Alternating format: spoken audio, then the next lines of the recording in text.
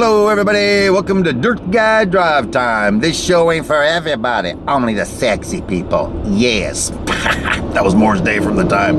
In case you were wondering who that was. Hey, listen, it's Thursday. Happy Thursday. It's August 1st. And that means two things. One, July is only a memory. It's gone for good, baby.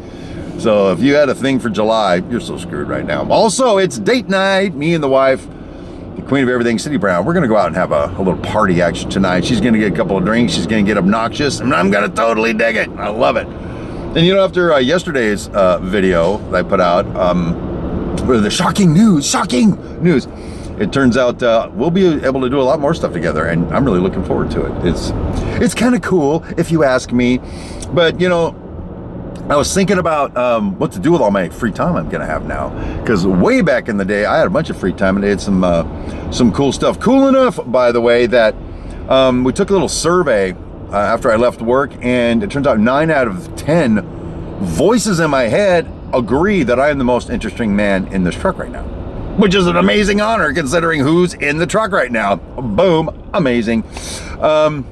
Yep, I'm that interesting. And, you know, one of the things that makes me that interesting, if I can just boast for a moment, if you'll forgive me for boasting about it, is I am actually a licensed pilot. Well, I was a licensed pilot. I've flown for many years. But, you know, back in the day, late 90s, early 00s, I got a hankering to learn to fly an airplane. Boom, I just went for it. And I went to flight school, and you know, I soloed and the cross country and all the junk you got to do. And I was a pretty confident pilot. I wasn't at first, a little scared, especially when I soloed for the first time. I told my instructor, "You got to be out of your damn mind. You trying to kill me?" He's like, "Viper, you're ready. You're ready to fly, Viper." He used to call me Viper. That was so awesome. I wanted to be called Maverick, but he called me Viper. Whatever. So I learned to fly. Well, the big day came where I have to fly for the FAA, which in America stands for the Federal Aviation Association of America, I think. Something. There's an extra A somewhere. Whatever. A guy named Reed had to fly for him, so the big day comes, and it's a very windy day. Very windy day at the airport, which is not a good thing, I guess. We'll find that out in a minute. So he comes to the airport, and I'm all nervous as hell. I'm about to pee my pants. I mean, because I'm going to fly for the FAA. What if he arrests me or something? I don't know. So he interviews me. He's asking me questions. Like, he wasn't supposed to ask me questions. He's supposed to get in the plane, fly around with me, and stamp me approved. He's asking a deal. It's like, you know, it's pretty windy. You want to reschedule this for another day? Nope, I don't. I am super duper pilot. We're going up now. We're going to make this happen. Questions like that. He's like, how many hours do you have? Well, I've got like 8,000 hours, 800 hours. I had a bunch of hours, I don't remember. Like, oh, okay, all right. Well, hey, if you're sure, we can always put it off another day. No, I'm fine. Okay, go get your airplane. So I went out to get my airplane. Airplane wasn't there. Where the hell's my airplane? This isn't going well, people. I hunted around and found my airplane back in the maintenance department, taken apart. They have my the two front seats are lying on the floor. No front seats in my airplane. I'm like, what the hell? I gotta fly for the FAA. You got my airplane torn apart. What are you doing? And they stalled, hemmed, hawed, and I think one guy actually said, well, I thought you weren't flying today because it's too windy. It's not too windy. I'm a super pilot. Put my damn seats back in my plane and everything. Don't diss me. I don't know who that was, but it was a great impression. So they put the seats back in, do the pre-flight, get in the plane with the FAA, and he's like, okay, just take off and keep me in the pattern. That means stay in traffic pattern, come back in, immediately come back in and land. No problem, boss. Super pilot at your disposal. I lit that bitch off, and we took off, stayed the pattern, it came down, and I fought that plane to the death to get it on the ground. The wind was so bad, but you know what? I landed that plane in that wind. What? Yeah, that's what I'm saying. I was super pilot, people. And then, auto accident. That poor lady. I'm not going to help her. I'm talking to you. So he said, okay, take me up again. Let's do it again. I'm like, no problem. I got this. So we did it again, but this time on approach, again, I was fighting that plane to the death. He took the controls. He says, I've got the aircraft. Which, frankly, is a death sentence to your pilot's license. The moment they say those words, that's the official call sign for you failed, you can't fly this plane, I'm landing it. So then we land the plane, and he won't even let me taxi it back to the flight school. Very embarrassing. He's taxiing the aircraft. We get back there, and Satan and my kids are hanging out in the back of my truck, waiting for my triumphal return. My instructor is there waiting for my triumphal return. My co-classmates, the entire fucking airport is waiting for my return as a pilot. And in front of all of them, I failed. Yep.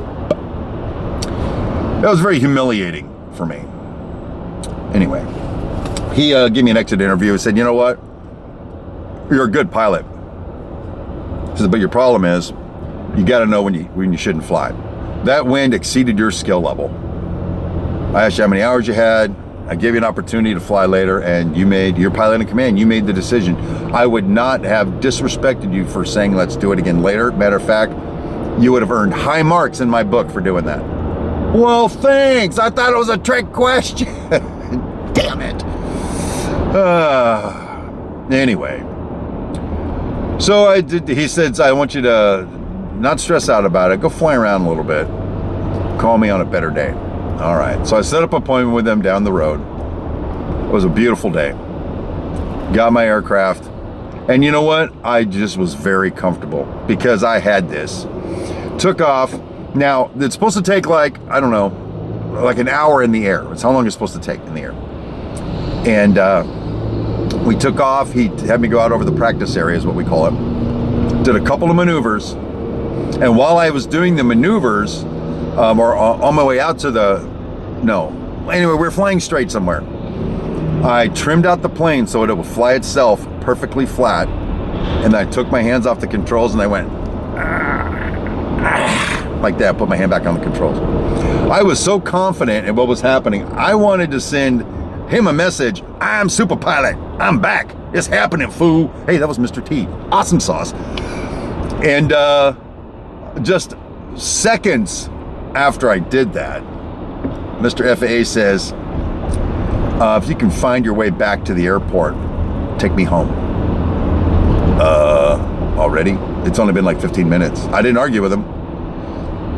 Yes, sir, I said. So I checked on my, compass and everything, and I headed back and came in. I gotta tell you, when I landed the plane that time, greased it in like a hot knife through butter, landing on a runway. Man, I nailed that sucker. One final thing, as I was taxiing back, I stopped the aircraft, but I hadn't shut it down yet. I have to do what they call clean it up. You bring the flaps up and all this stuff. And I wasn't done yet. And he pops the door and says, all right, I'll see you inside. And I'm like, Reed, you need to wait till I shut off the airplane, please. He's like, oh, okay. Close the door. And I looked at him, he looked at me, and he's got this smirk on his face. Because that would have been a fail if I let him out of the plane. He'd have failed me. The propeller's still going, and chop him into tuna or something. Anyway, took me back inside, signed my ticket. Boom. But when we got back there this time my family wasn't there and crap. But the whole flight school is looking at me like, what are you doing back so soon?